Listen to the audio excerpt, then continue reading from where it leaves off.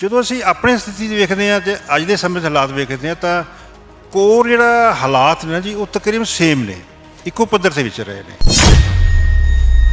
State ਵੀ ਉਹੀ ਹੈ, centre state ਵੀ ਉਹੀ ਹੈ, ਸਾਡੇ ਸਿੱਖਾਂ ਦੇ ਇਸ਼ੂਜ਼ ਹੀ ਉਹੀ ਨੇ।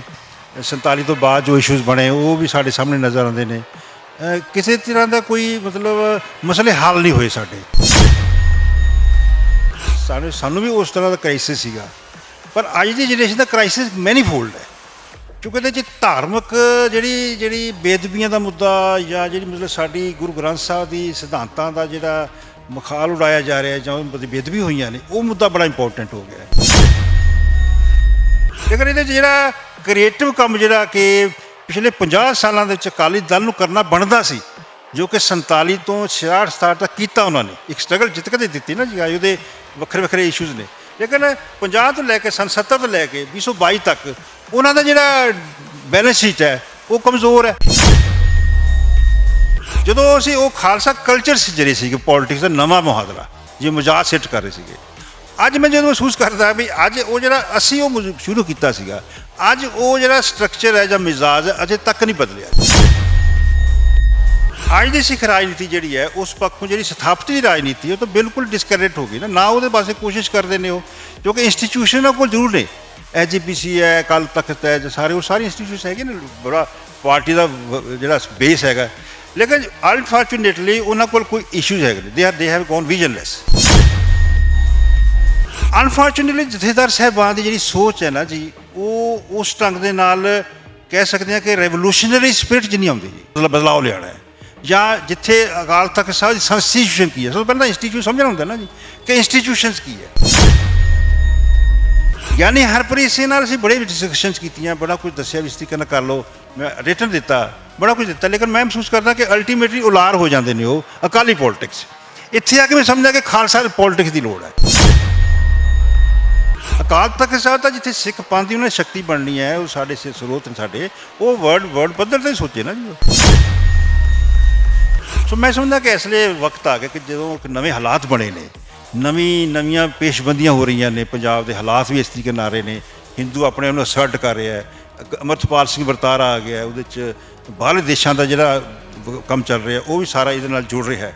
ਤਾਂ ਮੈਂ ਸਮਝਦਾ ਕਿ ਜਿਹੜੀ ਸੈਚੂਰੇਸ਼ਨ ਹੈ ਰਾਜਨੀਤੀ ਦੇ ਵਿੱਚ, ਸਿੱਖ ਰਾਜਨੀਤੀ 'ਚ ਆ ਗਈ ਹੋਈ ਹੈ, ਉਹ ਸੈਚੂਰੇਸ਼ਨ ਤੋੜੀ ਜਾਏ।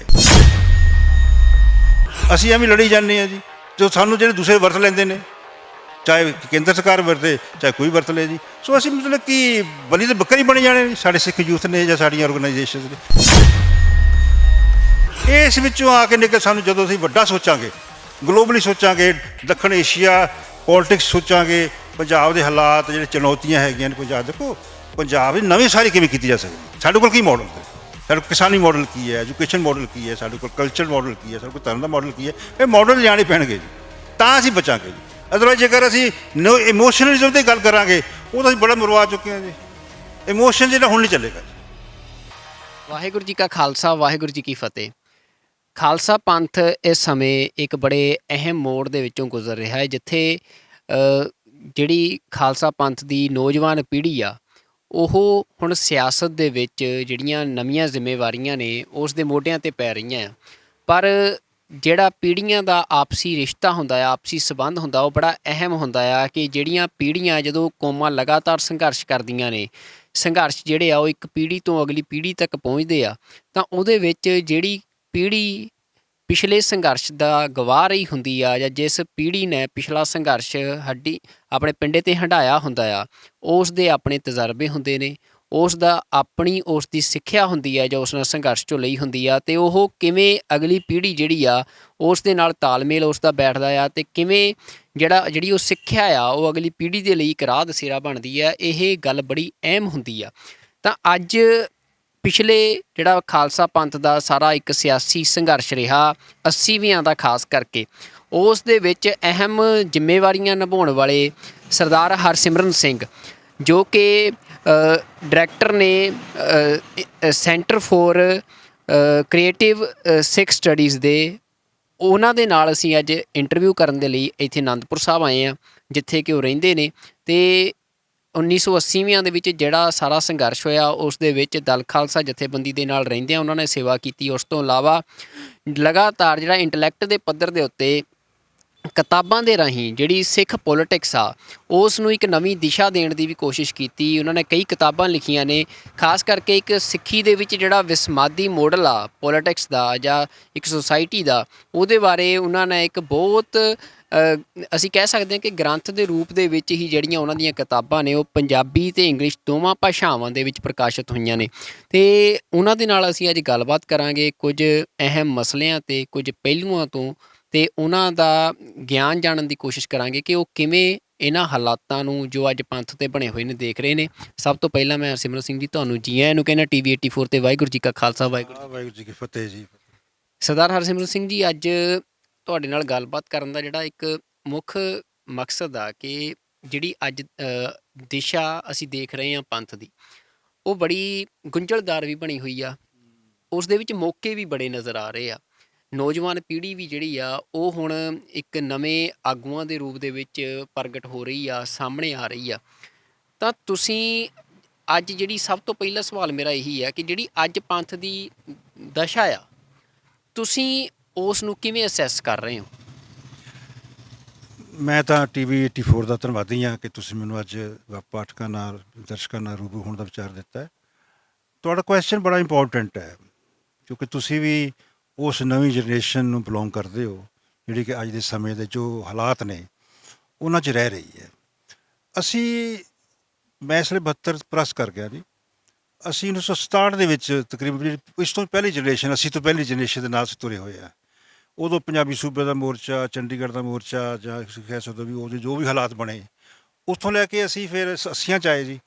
80 ਤੋਂ ਬਾਅਦ 85 ਤੱਕ ਮੈਂ ਜੇਲ੍ਹ 'ਚ ਰਿਹਾ। ਉਸ ਤੋਂ ਬਾਅਦ ਮੈਂ ਅਨੰਦਪੁਰ ਸਾਹਿਬ ਦੇ ਵਿੱਚ ਆ ਕੇ ਪਿਛਲੇ 35-36 ਸਾਲ ਦੇ ਵਿੱਚ ਜੋ ਵੀ ਆਪਣੀ ਕਾਰਵਾਈ ਸਰਗਰਮੀਆਂ ਕੀਤੀਆਂ ਨੇ, ਉਹ ਇੱਕ ਤਾਂ ਪੋਲੀਟੀਕਲ ਵੀ ਨੇ, ਔਰਗਨਾਈਜੇਸ਼ਨਲੀ ਵੀ ਨੇ, ਅਤੇ ਇੰਟਲੈਕਚੁਅਲ ਵੀ ਨੇ। ਸੋ ਮੈਂ ਇਸ ਚੀਜ਼ ਦਾ ਪੂਰਾ ਤਕਰੀਬਨ 3-4 ਜਨਰੇਸ਼ਨ ਦਾ ਗਵਾਹ। ਜਦੋਂ ਅਸੀਂ ਆਪਣੀ ਸਥਿਤੀ ਵੇਖਦੇ ਹਾਂ ਅਤੇ ਅੱਜ ਦੇ ਸਮੇਂ ਦੇ ਹਾਲਾਤ ਵੇਖਦੇ ਹਾਂ ਤਾਂ ਕੋਰ ਜਿਹੜਾ ਹਾਲਾਤ ਨੇ ਜੀ ਉਹ ਤਕਰੀਬਨ ਸੇਮ ਨੇ, ਇੱਕੋ ਪੱਧਰ 'ਤੇ ਵਿਚ ਰਹੇ ਨੇ। ਕਿਉਂਕਿ ਸਟੇਟ ਵੀ ਉਹੀ ਹੈ, ਸੈਂਟਰ ਸਟੇਟ ਵੀ ਉਹੀ ਹੈ, ਸਾਡੇ ਸਿੱਖਾਂ ਦੇ ਇਸ਼ੂਜ਼ ਹੀ ਉਹੀ ਨੇ। 47 ਤੋਂ ਬਾਅਦ ਜੋ ਇਸ਼ੂਜ਼ ਬਣੇ ਉਹ ਵੀ ਸਾਡੇ ਸਾਹਮਣੇ ਨਜ਼ਰ ਆਉਂਦੇ ਨੇ। ਕਿਸੇ ਤਰ੍ਹਾਂ ਦਾ ਕੋਈ ਮਤਲਬ ਮਸਲੇ ਹੱਲ ਨਹੀਂ ਹੋਏ ਸਾਡੇ, ਚਾਹੇ ਚੰਡੀਗੜ੍ਹ ਦਾ ਮਸਲਾ ਹੈ, ਚਾਹੇ ਪਾਣੀਆਂ ਦਾ ਮਸਲਾ ਹੈ, ਚਾਹੇ ਉਹ ਸਾਡੇ ਵਧੇਰੇ ਅਧਿਕਾਰਾਂ ਦਾ ਮਸਲਾ ਹੈ, ਅਨੰਦਪੁਰ ਸਾਹਿਬ ਦਾ ਮਸਲਾ ਹੈ, ਕਨਫੈਡਰੇਸ਼ਨ ਦਾ ਮਸਲਾ, ਕੋਈ ਮਤਲਬ ਚਾਹੇ ਖਾਲਿਸਤਾਨ ਦਾ ਇਸ਼ੂਜ਼ ਹੈਗੇ, ਸਾਰੇ ਇਸ਼ੂਜ਼ ਵੇ ਨਾ ਜੀ, ਭਰਿਆ ਪਿਆ ਸਾਡਾ ਜਿਹੜਾ। ਲੇਕਿਨ ਉਹਦੇ ਵਿੱਚ ਇਹ ਹੈ ਕਿ ਜਿਹੜੀ ਜਨਰੇਸ਼ਨ ਜਿਹੜੀ ਹੈ ਉਹ ਨਵੀਂ ਜਨਰੇਸ਼ਨ ਜਿਹੜੀ ਹੈ ਪਿਛਲੇ ਜਨਰੇਸ਼ਨ ਤੋਂ ਲੈ ਕੇ ਇੱਕ ਤਰ੍ਹਾਂ ਦਾ ਪੈਟਰਨ ਚੇਂਜ ਹੁੰਦਾ ਹੈ, ਜਿਵੇਂ ਰੇਸ ਹੁੰਦੀ ਹੈ ਉਹ। ਅੱਜ ਜਿਹੜੀ ਨਵੀਂ ਜਨਰੇਸ਼ਨ ਆ ਰਹੀ ਹੈ ਜੀ, ਉਹਨੂੰ ਅੱਜ ਦੇ ਹਾਲਾਤ ਦੇ ਵਿੱਚ ਰਹਿਣਾ ਪੈ ਰਿਹਾ ਹੈ।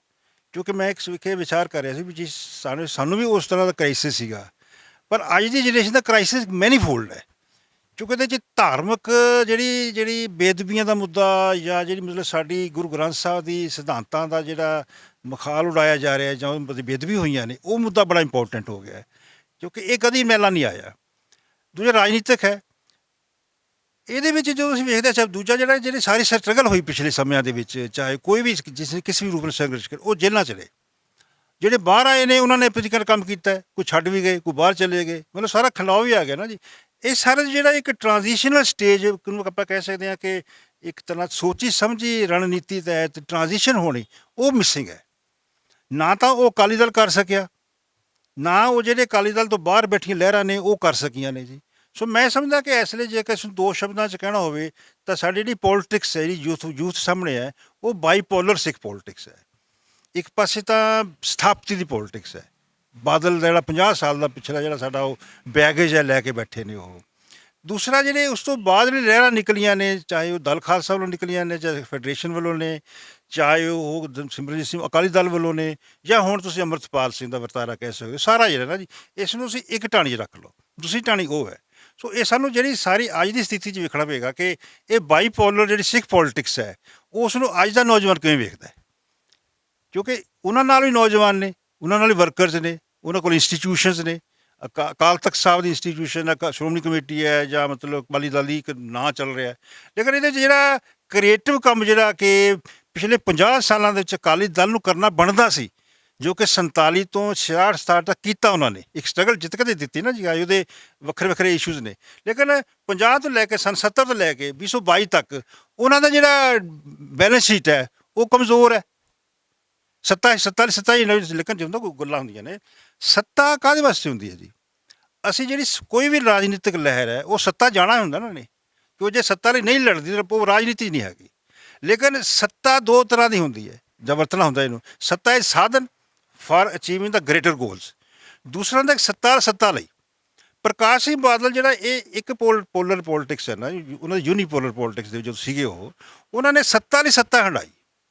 ਸੱਤਾ ਨੂੰ ਕਿਸ ਤਰੀਕੇ ਨਾਲ ਵੱਡੇ ਆਦਰਸ਼ਾਂ ਲਈ ਜਾਂ ਵੱਡੇ ਸਾਡੇ ਜਿਹੜੇ ਅਕੀਦੇ ਨੇ ਪੰਥ ਦੇ, ਗੁਰੂ ਗ੍ਰੰਥ ਸਾਹਿਬ ਦੇ ਸਿਧਾਂਤ, ਉਹਨਾਂ ਲਈ ਨਹੀਂ ਵਰਤਿਆ ਜਾ ਸਕਿਆ। ਦੂਸਰਾ, ਜੇਕਰ ਸੱਤਾ 'ਚ ਆ ਵੀ ਗਏ ਸੀ ਨਾ ਜੀ, ਤਾਂ ਉਹਨਾਂ ਨੇ ਗੁਰੂ ਗ੍ਰੰਥ ਸਾਹਿਬ ਦੇ ਆਧਾਰ 'ਤੇ, ਜਾਂ ਜਿਸ ਤਰ੍ਹਾਂ ਕਹਿ ਜਿਵੇਂ ਅਸੀਂ ਸੋਚਦੇ ਸੀਗੇ ਵੀ ਜਿਹੜਾ ਗੁਰੂ ਗ੍ਰੰਥ ਸਾਹਿਬ ਦਾ ਜਿਹੜਾ ਸਾਡਾ ਇਤਿਹਾਸ ਹੈ, ਕਿਉਂਕਿ ਇਤਿਹਾਸ ਨੂੰ ਤੁਸੀਂ ਬਾਹਰ ਨਹੀਂ ਨਾ ਕੱਢ ਸਕਦੇ, ਉਹ ਸਾਡੇ ਸਾਹਮਣੇ ਮਾਡਲਸ ਬੰਦਾ ਸਿੰਘ ਬਹਾਦਰ ਦਾ ਹੈ ਅਤੇ ਰਣਜੀਤ ਸਿੰਘ ਦਾ ਹੈ।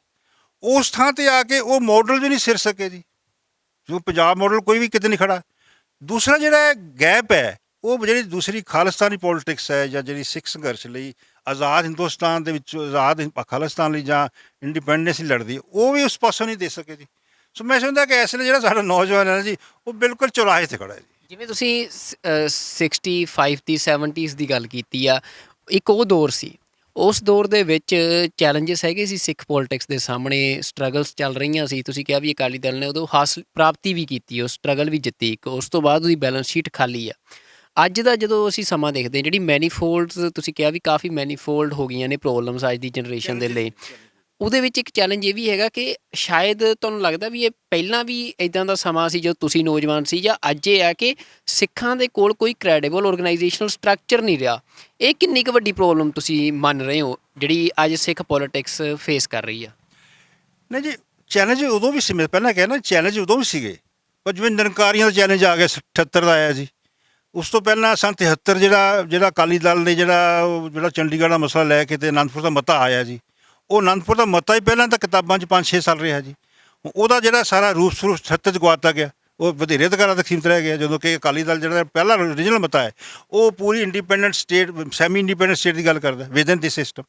ਸੋ ਮੈਂ ਸਮਝਦਾ ਕਿ ਉਹ ਚੈਲੰਜਿਸ ਸੀਗਾ। ਜਦੋਂ 78 ਦਾ ਸਾਕਾ ਹੋਇਆ ਨਾ ਜੀ, ਉਦੋਂ ਫਿਰ ਭਾਈ ਜਿਹੜਾ ਗਿਆਨੀ ਜਰਨੈਲ ਸਿੰਘ ਭਿੰਡਰਾਂ ਵਾਲੀ ਸ਼ਖਸੀਅਤ ਉੱਭਰੀ, ਅਕਾਲੀ ਦਲ ਦਾ ਉੱਭਰਿਆ।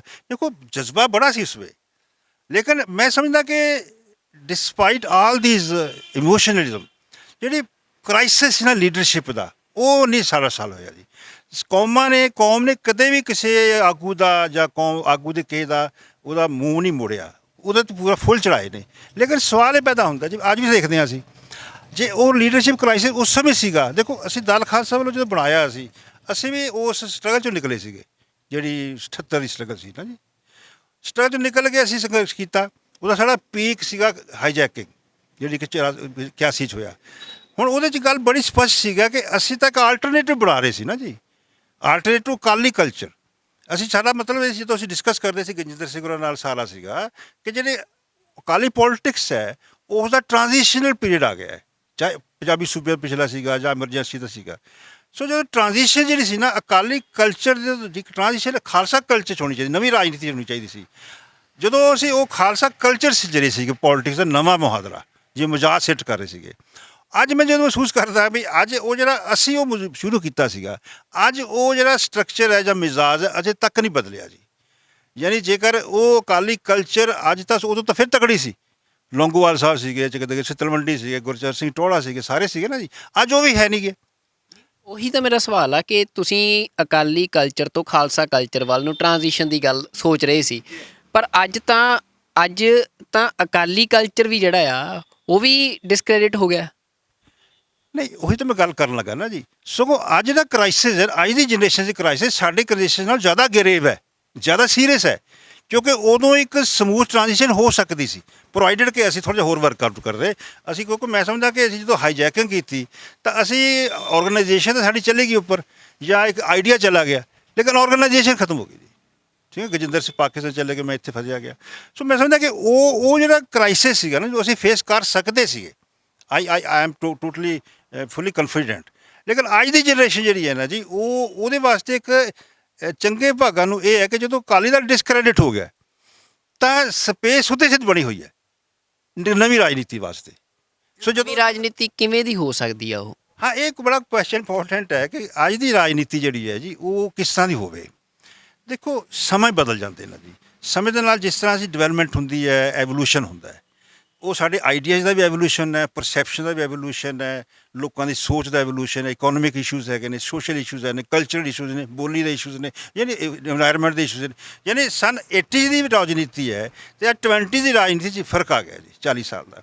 ਲੇਕਿਨ ਸਵਾਲ ਇਹ ਹੈ ਵੀ ਆਇਆ ਜਿਹੜੀ ਸਾਡੀ ਅੱਜ ਦੀ ਰਾਜਨੀਤੀ ਹੈ ਉਹ ਕੀ ਉਹਨਾਂ ਇਸ਼ੂ ਨੂੰ ਐਡਰੈਸ ਕਰ ਰਹੀ ਹੈ? ਕਿਉਂਕਿ ਰਾਜਨੀਤੀ ਉਹੀ ਕਾਮਯਾਬ ਹੈ ਜਿਹੜੀ ਕਿ ਵਕਤ ਦੇ ਇਸ਼ੂਜ਼ ਨੂੰ ਐਡਰੈਸ ਕਰੇ ਔਰ ਪੂਰੇ ਉਹਨਾਂ ਦੇ ਡਿਬੇਟ ਚੱਲਣ ਔਰ ਉਹਦੇ ਬਾਰੇ ਪੂਰੀ ਤਰੀਕੇ ਨਾਲ ਉਹਦੇ ਹੱਲ ਦੱਸਣ। ਅੱਜ ਦੀ ਸਿੱਖ ਰਾਜਨੀਤੀ ਜਿਹੜੀ ਹੈ ਉਸ ਪੱਖੋਂ ਜਿਹੜੀ ਸਥਾਪਿਤ ਦੀ ਰਾਜਨੀਤੀ ਉਹ ਤਾਂ ਬਿਲਕੁਲ ਡਿਸਕਰੈਡਿਟ ਹੋ ਗਈ ਨਾ ਉਹਦੇ ਪਾਸੇ ਕੋਸ਼ਿਸ਼ ਕਰਦੇ ਨੇ ਉਹ, ਕਿਉਂਕਿ ਇੰਸਟੀਟਿਊਸ਼ਨਾਂ ਕੋਲ ਜ਼ਰੂਰ ਨੇ, ਐਸਜੀਪੀਸੀ ਹੈ, ਅਕਾਲ ਤਖਤ ਹੈ, ਸਾਰੇ ਉਹ ਸਾਰੀ ਇੰਸਟੀਟਿਊਸ਼ਨ ਹੈਗੇ ਨੇ, ਬੜਾ ਪਾਰਟੀ ਦਾ ਜਿਹੜਾ ਬੇਸ ਹੈਗਾ, ਲੇਕਿਨ ਅਨਫੋਰਚੂਨੇਟਲੀ ਉਹਨਾਂ ਕੋਲ ਕੋਈ ਇਸ਼ੂਜ਼ ਹੈਗੇ ਨੇ, ਦੇ ਹੈਵ ਗੋਨ ਵਿਜ਼ਨਲੈਸ। ਠੀਕ ਹੈ ਜੀ। ਜਿਹੜੀਆਂ ਬਾਹਰ ਬੈਠੀਆਂ ਆਰਗੇਨਾਈਜੇਸ਼ਨਸ ਨੇ, ਚਾਹੇ ਉਹ ਬਾਹਰ ਬੈਠੀਆਂ ਨੇ ਚਾਹੇ ਇੱਥੇ ਨੇ, ਉਹਨਾਂ ਕੋਲ ਵਿਜ਼ਨ ਤਾਂ ਹੈ। ਇਸ ਗੱਲ ਬਾਰੇ I give credit to them ਕਿ ਉਹ ਚਾਹੇ ਇੰਡੀਪੈਂਡੈਂਸ ਦੀ ਗੱਲ ਕਰ ਰਹੇ ਨੇ, ਵਿਜ਼ਨ ਤਾਂ ਹੈ ਨਾ ਜੀ। ਲੇਕਿਨ ਸਵਾਲ ਹੈ ਵੀ ਉਹ ਥੱਲੇ ਉਹ ਵੀ ਉਸ ਸੈਚੂਰੇਸ਼ਨ 'ਚ ਬੈਠੀਆਂ ਨੇ, ਇੱਕ ਤਰ੍ਹਾਂ ਦਾ ਸਟੈਗਨੇਸ਼ਨ 'ਚ ਬੈਠੀਆਂ ਨੇ।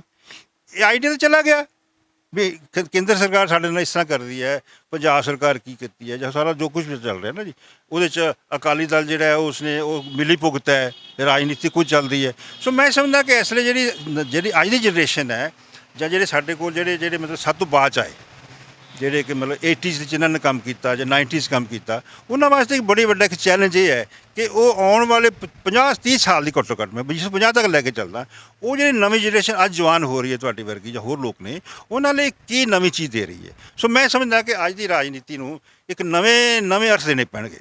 ਜਿਹੜੇ ਨਵੇਂ ਅਰਥਾਂ ਦੀ ਗੱਲ ਹੈ, ਜਿਵੇਂ ਸਿਮਰਨਜੀਤ ਸਿੰਘ ਮਾਨ ਦੀ ਇਲੈਕਸ਼ਨ ਸੀ ਇਸ ਵਾਰ, ਉਹ ਮਤਲਬ ਬੜਾ ਆਈਸੋਲੇਸ਼ਨ ਤੋਂ ਸਿਮਰਨਜੀਤ ਸਿੰਘ ਮਾਨ ਦਾ ਇੱਕ ਵਾਰ ਫੇਰ ਮੈਂਬਰ ਪਾਰਲੀਮੈਂਟ ਜਿੱਤਣਾ, ਅਤੇ ਦੂਜੇ ਪਾਸੇ ਪੰਜਾਬ ਦੇ ਵਿੱਚ ਵੀ ਆਮ ਆਦਮੀ ਪਾਰਟੀ ਦੀ ਇੱਕ ਵੱਡੇ ਮੈਂਡੇਟ ਦੇ ਨਾਲ ਸਰਕਾਰ ਬਣਨੀ, ਕਿ ਜਿਹੜੀਆਂ established political mainstream party ਸੀ ਉਹ ਡਿਸਕ੍ਰੈਡਿਟ ਹੋਈਆਂ, ਪਰ ਉਸ ਦਾ ਬਦਲ ਇੱਕ ਆਮ ਆਦਮੀ ਪਾਰਟੀ ਦੇ ਰੂਪ 'ਚ ਆਇਆ।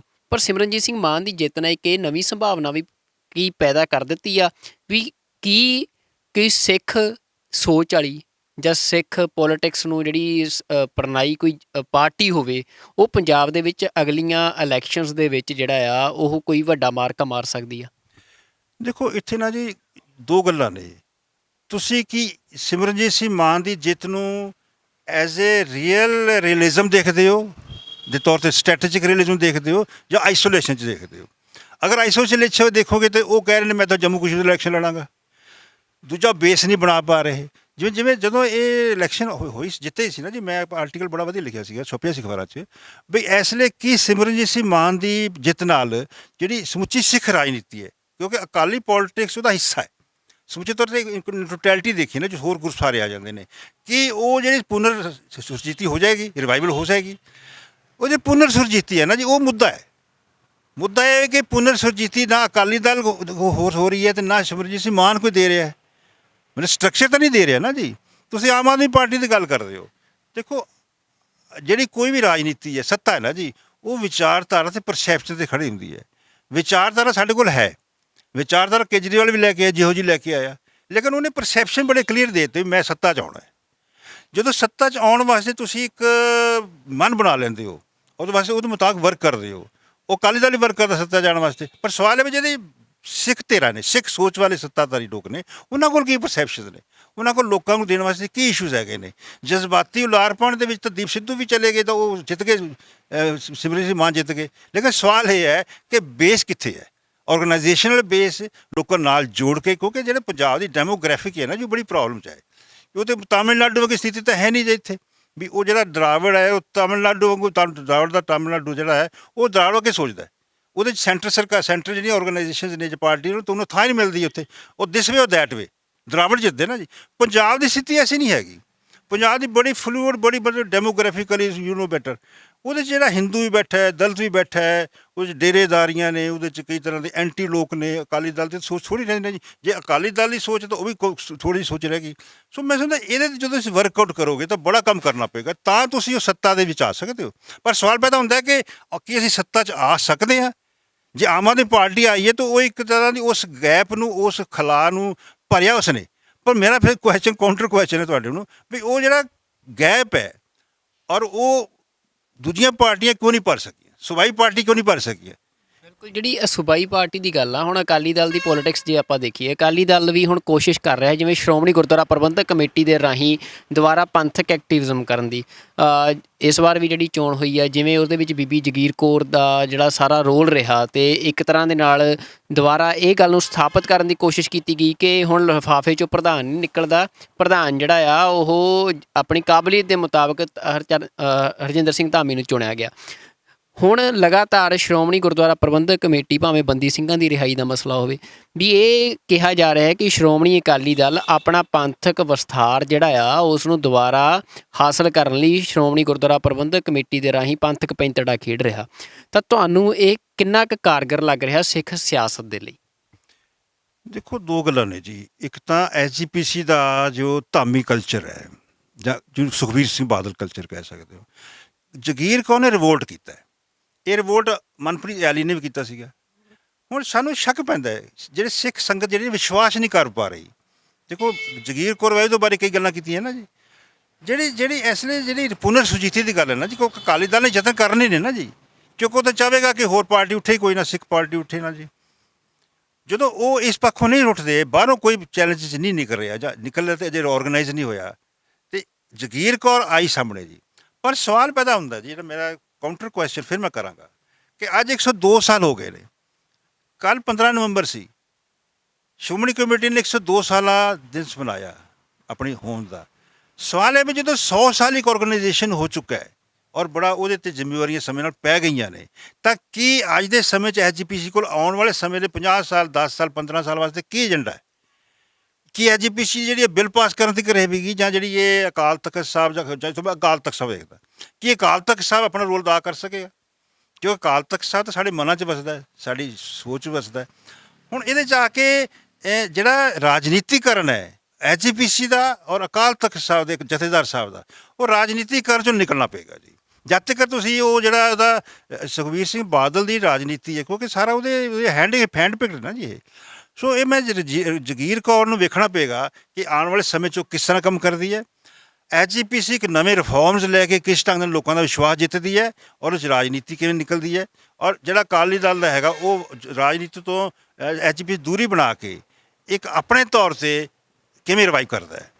ਅਕਾਲ ਤਖਤ ਸਾਹਿਬ ਦੀ ਗੱਲ ਕਰਾਂ ਤਾਂ ਮੈਂ ਹੁਣ ਇੰਟਰਵਿਊ ਦੇ ਅਖੀਰ ਵੱਲ ਨਹੀਂ ਵਧ ਰਿਹਾ। ਜਦੋਂ ਗਿਆਨੀ ਹਰਪ੍ਰੀਤ ਸਿੰਘ ਅਕਾਲ ਤਖਤ ਸਾਹਿਬ ਦੇ ਜਥੇਦਾਰ ਲੱਗੇ, ਤੁਹਾਡੀਆਂ ਉਹਨਾਂ ਦੇ ਨਾਲ ਮੁਲਾਕਾਤਾਂ ਵੀ ਹੋਈਆਂ ਕਈ, ਅਤੇ ਅੱਜ ਗਿਆਨੀ ਹਰਪ੍ਰੀਤ ਸਿੰਘ ਦੇ ਉੱਤੇ ਇਲੈਕਸ਼ਨ ਜਦੋਂ ਸੀ, ਉਦੋਂ ਵੀ ਇਹ ਲੱਗਿਆ ਵੀ ਅਲਾਰ ਹੋਏ ਫਿਰ ਬਾਦਲ ਦਲ ਵੱਲ, ਬੇਅਦਬੀਆਂ ਦਾ ਹਿਸਾਬ ਲਏ ਤੋਂ ਬਿਨਾਂ ਜਾਂ ਉਹਨਾਂ ਦੋਸ਼ਾਂ ਦਾ ਹਿਸਾਬ ਲਏ ਤੋਂ ਬਿਨਾਂ ਜਿਹੜੇ ਕਿ ਸੁਖਬੀਰ ਸਿੰਘ ਬਾਦਲ ਤੇ ਆਪਣੀ ਸਰਕਾਰ ਵੇਲੇ ਹੁਣ ਫੈਸਲੇ ਕਰਨ ਦੇ ਲੱਗੇ। ਅਤੇ ਅੱਜ ਅਕਾਲ ਤਖਤ ਸਾਹਿਬ ਦੀ ਜਿਹੜੀ ਸਥਿਤੀ ਆ ਵੀ ਉਹ ਤੁਸੀਂ ਗਿਆਨੀ ਹਰਪ੍ਰੀਤ ਸਿੰਘ ਨੂੰ ਐਜ਼ ਅ ਜਥੇਦਾਰ ਉੱਥੇ ਬੈਠਿਆਂ ਅਤੇ ਕਿਵੇਂ ਅਸੈਸ ਕਰ ਰਹੇ ਹੋ? ਦੇਖੋ ਜੀ, ਮੈਂ ਤਾਂ ਇਸ ਨੂੰ ਇਸ ਤਰ੍ਹਾਂ ਮਹਿਸੂਸ ਕਰਦਾ ਕਿ ਮੈਂ ਲਗਾਤਾਰ 89 ਤੋਂ ਲੈ ਕੇ 5 ਜਥੇਦਾਰਾਂ ਸਾਹਿਬ ਨਾਲ ਕੰਮ ਕੀਤਾ ਹੈ, ਫਰਮ ਪ੍ਰੋਫੈਸਰ ਮਨਜੀਤ ਸਿੰਘ ਤੋਂ ਲੈ ਕੇ ਸਾਰੇ ਸਮਾਂ ਕਿ ਦੱਸੀਏ। ਮੈਂ ਗਿਆਨੀ ਹਰਪ੍ਰੀਤ ਸਿੰਘ ਜਦੋਂ ਆਏ ਸੀ ਨਾ ਜੀ, ਤੇ ਬੜੀਆਂ ਆਸਾਂ ਉਮੀਦਾਂ ਲੈ ਕੇ ਆਏ ਸੀ, ਸਾਨੂੰ ਵੀ ਆਸਾਂ ਉਮੀਦਾਂ ਸੀਗੀਆਂ, ਕਿਉਂਕਿ ਇੱਕ ਤਾਂ ਜਿਹੜਾ ਉਹ ਚੱਬੇਦਾਰ ਸਰਬੱਤ ਖਾਲਸਾ ਦਾ ਪਿੱਛੇ ਬੈਗ 'ਚ ਖੜਾ ਸੀ ਨਾ ਜੀ, 19 'ਚ ਆਏ ਇਹ, ਕਿ ਨਵੇਂ ਹਾਲਾਤ ਬਦਲ ਰਹੇ ਸੀਗੇ। ਅਨਫੋਰਚੂਨੇਟਲੀ ਜਥੇਦਾਰ ਸਾਹਿਬਾਨ ਦੀ ਜਿਹੜੀ ਸੋਚ ਹੈ ਨਾ ਜੀ, ਉਹ ਉਸ ਢੰਗ ਦੇ ਨਾਲ ਕਹਿ ਸਕਦੇ ਹਾਂ ਕਿ ਰੈਵੋਲੂਸ਼ਨਰੀ ਸਪਿਰਿਟ 'ਚ ਨਹੀਂ ਆਉਂਦੀ ਜੀ। ਕੋਈ ਬਦਲਾਅ ਲਿਆਉਣਾ, ਬਦਲਾਅ ਲਿਆਉਣਾ ਹੈ, ਜਾਂ ਜਿੱਥੇ ਅਕਾਲ ਤਖਤ ਸਾਹਿਬ ਦੀ ਸੰਸਟੀਟਿਊਸ਼ਨ ਕੀ ਹੈ, ਸਭ ਤੋਂ ਪਹਿਲਾਂ ਇੰਸਟੀਟਿਊਸ਼ਨ ਸਮਝਣਾ ਹੁੰਦਾ ਨਾ ਜੀ, ਕਿ ਇੰਸਟੀਟਿਊਸ਼ਨਸ ਕੀ ਹੈ।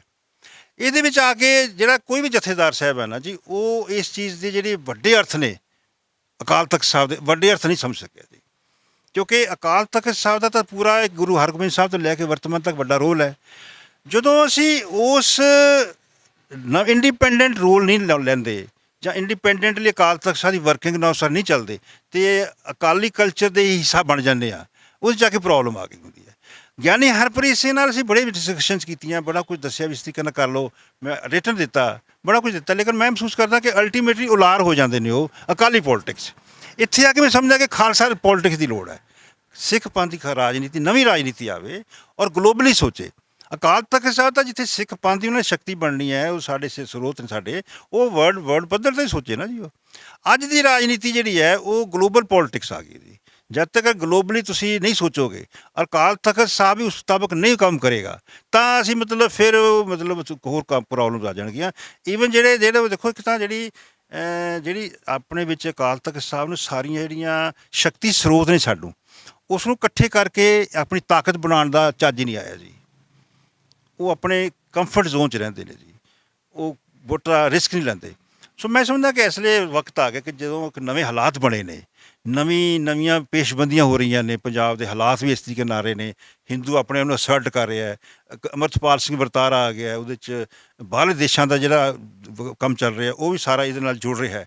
ਤਾਂ ਮੈਂ ਸਮਝਦਾ ਕਿ ਜਿਹੜੀ ਸੈਚੂਰੇਸ਼ਨ ਹੈ ਰਾਜਨੀਤੀ ਦੇ ਵਿੱਚ, ਸਿੱਖ ਰਾਜਨੀਤੀ 'ਚ ਆ ਗਈ ਹੋਈ ਹੈ, ਉਹ ਸੈਚੂਰੇਸ਼ਨ ਤੋੜੀ ਜਾਏ। ਇਸ ਤੋਂ ਪਹਿਲਾਂ ਕਿ ਹੋਰ ਸਟੈਗਨੇਸ਼ਨ ਆ ਜਾਏ, ਇਹ ਸੈਚੂਰੇਸ਼ਨ ਹੈ, ਉਹ 'ਚ ਬਚਾਅ ਕੀਤਾ ਜਾ ਸਕਦਾ ਹੈ। ਅਕਾਲ ਤਖਤ ਸਾਹਿਬ ਔਰ ਨਵੀਆਂ ਸ਼ਕਤੀਆਂ ਔਰ ਜਿਹੜੇ ਵਰਲਡ ਦਾ ਜਿਹੜਾ ਸਿੱਖ ਦਾ ਦਰਦ ਹੈ, ਕਿਉਂਕਿ ਦੇਖੋ ਸਿੱਖ ਇੱਕ ਦਰਦ ਜੀ ਰਿਹਾ ਹੈ, ਆਮ ਸੰਗਤ ਦਰਦ ਜੀ ਰਹੀ ਹੈ। ਉਹ ਆਗੂਆਂ ਵੱਲ ਵੇਖਦੀ ਹੈ, ਜਥੇਦਾਰ ਸਾਹਿਬ ਵੱਲ ਵੇਖਦੀ ਹੈ, ਧਰਮ ਪ੍ਰਚਾਰਕਾਂ ਵੱਲ ਵੇਖਦੀ ਹੈ, ਔਰ ਉਹ ਮਤਲਬ ਸਾਰੇ ਵੱਲ ਵੇਖਦੀ ਹੈ, ਚਾਹੇ ਅੱਜ ਵਿਦਵਾਨ ਨੇ। ਸਵਾਲ ਇਹ ਹੈ ਕਿ ਇਸ ਲਈ ਜਿਹੜੇ ਸਾਰੇ ਪਾਸੇ ਨੇ ਉਹਨਾਂ 'ਚ ਇੱਕ ਤਾਂ ਖਿੰਡਾਓ ਹੈ, ਕੋਈ ਇੱਕ ਦੂਜੇ ਨਾਲ ਕਿਸੇ ਦਾ ਤਾਲਮੇਲ ਨਹੀਂ ਹੈਗਾ ਜੀ।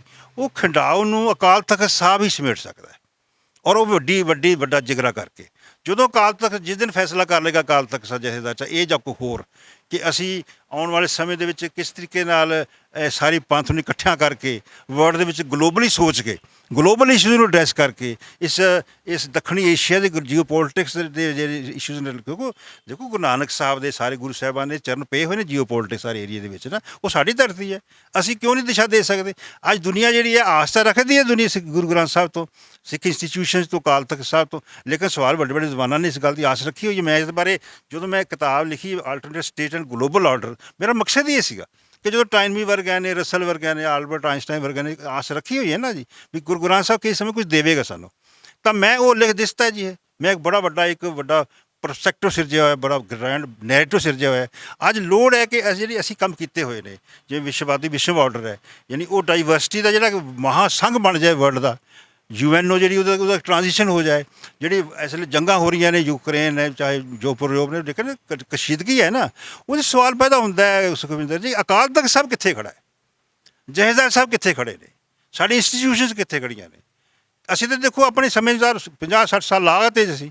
ਅੱਜ ਜਦੋਂ ਅਸੀਂ ਮੈਂ ਬੈਠਾ ਇਸ 2072 ਇਸ ਉਮਰ 'ਚ, ਤਾਂ ਮੈਂ ਸਮਝਦਾ ਕਿ ਆਉਣ ਵਾਲੇ ਸਮੇਂ 'ਚ ਜੋ ਅਸੀਂ ਕੰਮ ਕੀਤੇ ਹੋਏ ਨੇ ਉਹਨਾਂ ਨੂੰ ਆਉਣ ਵਾਲੀ ਜਨਰੇਸ਼ਨ ਡਿਬੇਟ 'ਚ ਆਵੇ, ਉਹਨਾਂ ਨੂੰ ਡੀਕੋਡ ਕਰੇ ਔਰ ਨਵੇਂ ਸਿਰੇ ਆ ਕੇ ਨਵੀਂ ਚੀਜ਼ ਗੱਲ ਕਰੇ। ਤਾਂ ਮੈਂ ਸਮਝਦਾ ਕਿ ਆਉਣ ਵਾਲੇ 10-15 ਸਾਲ ਦੇ ਵਿੱਚ ਘੱਟੋ ਘੱਟ 27 ਤੱਕ ਹੀ ਰੱਖ ਲਓ। ਆਪਾਂ ਪੰਜਾਬ ਦੇ ਤੇ ਸੱਤਾ ਦਾਅਵੇਦਾਰ ਤਾਂ ਬਣੀਏ ਨਾ, ਅਸੀਂ ਐਵੇਂ ਲੜੀ ਜਾਂਦੇ ਹਾਂ ਜੀ, ਜੋ ਸਾਨੂੰ ਜਿਹੜੇ ਦੂਸਰੇ ਵਰਤ ਲੈਂਦੇ ਨੇ, ਚਾਹੇ ਕੇਂਦਰ ਸਰਕਾਰ ਵਰਤੇ ਚਾਹੇ ਕੋਈ ਵਰਤ ਲੇ ਜੀ। ਸੋ ਅਸੀਂ ਮਤਲਬ ਕਿ ਬਲੀ ਦੇ ਬੱਕਰੀ ਬਣੇ ਜਾਣੇ ਨੇ ਸਾਡੇ ਸਿੱਖ ਯੂਥ ਨੇ ਜਾਂ ਸਾਡੀਆਂ ਆਰਗੇਨਾਈਜੇਸ਼ਨਸ ਨੇ। ਇਸ ਵਿੱਚੋਂ ਆ ਕੇ ਨਿਕਲ ਸਾਨੂੰ ਜਦੋਂ ਅਸੀਂ ਵੱਡਾ ਸੋਚਾਂਗੇ, ਗਲੋਬਲੀ ਸੋਚਾਂਗੇ, ਦੱਖਣ ਏਸ਼ੀਆ ਪੋਲੀਟਿਕਸ ਸੋਚਾਂਗੇ, ਪੰਜਾਬ ਦੇ ਹਾਲਾਤ ਜਿਹੜੇ ਚੁਣੌਤੀਆਂ ਹੈਗੀਆਂ ਨੇ, ਪੰਜਾਬ ਦੇਖੋ ਪੰਜਾਬ ਦੀ ਨਵੀਂ ਸਾਰੀ ਕਿਵੇਂ ਕੀਤੀ ਜਾ ਸਕਦੀ। ਸਾਡੇ ਕੋਲ ਕੀ ਮਾਡਲ ਨੇ, ਸਾਡੇ ਕੋਲ ਕਿਸਾਨੀ ਮਾਡਲ ਕੀ ਹੈ, ਐਜੂਕੇਸ਼ਨ ਮਾਡਲ ਕੀ ਹੈ, ਸਾਡੇ ਕੋਲ ਕਲਚਰ ਮਾਡਲ ਕੀ ਹੈ, ਸਾਡੇ ਕੋਲ ਧਰਮ ਦਾ ਮਾਡਲ ਕੀ ਹੈ। ਇਹ ਮਾਡਲ ਲਿਆਉਣੇ ਪੈਣਗੇ ਜੀ, ਤਾਂ ਅਸੀਂ ਬਚਾਂਗੇ ਜੀ। ਅਦਰਵਾਈਜ਼ ਜੇਕਰ ਅਸੀਂ ਇਮੋਸ਼ਨਲਿਜ਼ਮ 'ਤੇ ਗੱਲ ਕਰਾਂਗੇ, ਉਹ ਤਾਂ ਅਸੀਂ ਬੜਾ ਮਰਵਾ ਚੁੱਕੇ ਹਾਂ ਜੀ। ਇਮੋਸ਼ਨ ਜਿਹੜਾ ਹੁਣ ਨਹੀਂ ਚੱਲੇਗਾ ਜੀ। ਸਰਦਾਰ ਹਰਸਿਮਰਨ ਸਿੰਘ ਹੋਰਾਂ ਨੇ ਬਹੁਤ ਵਿਸਥਾਰ ਦੇ ਵਿੱਚ ਜਿਹੜਾ ਆ ਉਹ ਗੱਲਾਂ ਦੱਸੀਆਂ ਨੇ ਕਿ ਕਿਵੇਂ ਜਿਹੜਾ ਆ ਪੋਲੀਟਿਕਸ ਜਿਹੜੀ ਆ ਇਸ ਸਮੇਂ ਸਿੱਖ ਪੋਲੀਟਿਕਸ ਦੀ ਖਾਸ ਕਰਕੇ ਗੱਲ ਕਰਨੀ ਹੋਵੇ ਤਾਂ ਉਹ ਕਿਵੇਂ ਸਾਰੀ ਦੁਨੀਆ ਨੂੰ ਵੀ ਇੱਕ ਦਿਸ਼ਾ ਦੇਣ ਦੀ ਸੰਭਾਵਨਾ ਉਹਦੇ ਵਿੱਚ ਪਈ ਆ। ਪਰ ਸ਼ੁਰੂਆਤ ਕਿੱਥੋਂ ਹੋਵੇ ਕਿ ਕਿਵੇਂ ਜਿਹੜੇ ਸਿੱਖ ਜਿਹੜੀ ਹੁਣ ਨਵੀਂ ਜਨਰੇਸ਼ਨ ਆ ਜਿਹਦੇ ਮੋਢਿਆਂ 'ਤੇ ਜ਼ਿੰਮੇਵਾਰੀ ਪੈ ਰਹੀ ਆ ਉਸ ਬੈਟਨ ਨੂੰ ਅੱਗੇ ਲੈ ਕੇ ਜਾਣ ਦੀ, ਉਹ ਕਿਹੜੀਆਂ ਗੱਲਾਂ 'ਤੇ ਧਿਆਨ ਦੇਵੇ ਅਤੇ ਕਿਵੇਂ ਉਹ ਇੱਕ ਸੀਰੀਅਸ ਸਟੇਟਸਮੈਨਸ਼ਿਪ ਵਾਲੀ ਜਾਂ ਸੀਰੀਅਸ ਲੀਡਰਸ਼ਿਪ ਜਿਹੜੀ ਆ ਉਹ ਕਿਵੇਂ ਪੰਥ ਦੇ ਵਿੱਚ ਐਮਰਜ ਹੋਵੇ, ਜਿਹਦੀਆਂ ਪੋਸੀਬਿਲਿਟੀਜ਼ ਪੰਜਾਬ ਦੇ ਧਰਾਤਲ 'ਤੇ ਇਸ ਸਮੇਂ ਸਭ ਨੂੰ ਨਜ਼ਰ ਆ ਰਹੀਆਂ ਨੇ। ਅਤੇ ਸਾਡੇ ਨਾਲ ਅੱਜ ਇਹ ਇੰਟਰਵਿਊ ਕਰਨ ਦੇ ਲਈ ਤੁਹਾਡਾ ਬਹੁਤ ਬਹੁਤ ਧੰਨਵਾਦ। ਆਪਣੇ ਕੀਮਤੀ ਸਮੇਂ 'ਚੋਂ ਤੁਸੀਂ ਸਮਾਂ ਕੱਢਿਆ ਅਤੇ ਸਾਡੇ ਨਾਲ ਜੁੜੇ ਸਾਰੇ ਦਰਸ਼ਕਾਂ ਦਾ ਵੀ ਬਹੁਤ ਧੰਨਵਾਦ। ਅਗਲੀ ਵਾਰ ਕਿਸੇ ਹੋਰ ਵਿਦਵਾਨ ਦੇ ਨਾਲ ਕਿਸੇ ਹੋਰ ਵਿਸ਼ੇ 'ਤੇ ਗੱਲਬਾਤ ਲੈ ਕੇ ਤੁਹਾਡੇ ਅੱਗੇ ਹਾਜ਼ਰ ਹੋਵਾਂਗੇ। ਉਦੋਂ ਤੱਕ ਰੱਬ ਰਾਖਾ। ਵਾਹਿਗੁਰੂ ਜੀ ਕਾ ਖਾਲਸਾ, ਵਾਹਿਗੁਰੂ ਜੀ ਕੀ ਫਤਿਹ।